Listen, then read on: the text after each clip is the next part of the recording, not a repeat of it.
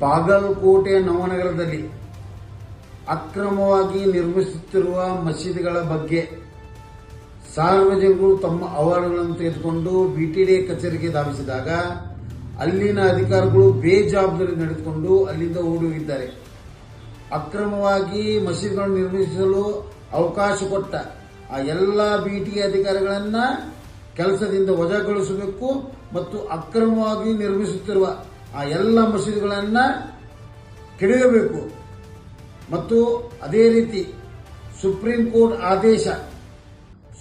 Court ಆದೇಶವನ್ನು ಉಲ್ಲಂಘಿಸಿ ಈ ಮಸೀದಿಗಳ ಮೇಲೆ ಧ್ವನಿವರ್ಧಕಗಳನ್ನು ಬಳಸುತ್ತಿರುವ ಆ ಎಲ್ಲ ಧ್ವನಿವರ್ಧಕಗಳನ್ನು ತೆಗೆದುಹಾಕಬೇಕು ಮತ್ತು ಅಕ್ರಮವಾಗಿ ಬಳಸುತ್ತಿರುವ ಎಲ್ಲ ಧ್ವನಿವರ್ಧಕಗಳ ಮಸೀದಿಗಳ ಮೇಲೆ ಕಾನೂನು ಕ್ರಮ ಜರುಗಿಸಿಕೊಳ್ಳಬೇಕು. ಶ್ರೀ ಛತ್ರಪತಿ ಶಿವಾಜಿ ಮಹಾರಾಜರ ಮೂರ್ತಿ ಪ್ರತಿಷ್ಠಾಪನೆಗೆ ಜಿಲ್ಲಾಡಳಿತಕ್ಕೆ ಸುಪ್ರೀಂ ಕೋರ್ಟ್ ಆದೇಶ ನೆನಪು ಬರುತ್ತದೆ.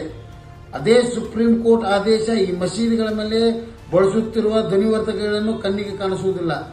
ಹಿಂದೂಗಳ ಮೇಲೆ ದೌರ್ಜನ್ಯ ಮಾಡುವ ಈ ಕಾಂಗ್ರೆಸ್ ಸರ್ಕಾರ, ಈ ಜಿಲ್ಲಾಡಳಿತ ಹಿಂದೂಗಳ ಭಾವನೆ ಧಕ್ಕೆ ತಂದರೆ ಮುಂದಿನ ದಿನಮಾನಗಳಲ್ಲಿ ಅದಕ್ಕೆ ತಕ್ಕ ಉತ್ತರನ ಹಿಂದೂ ಸಮಾಜ ನೀಡುತ್ತದೆ.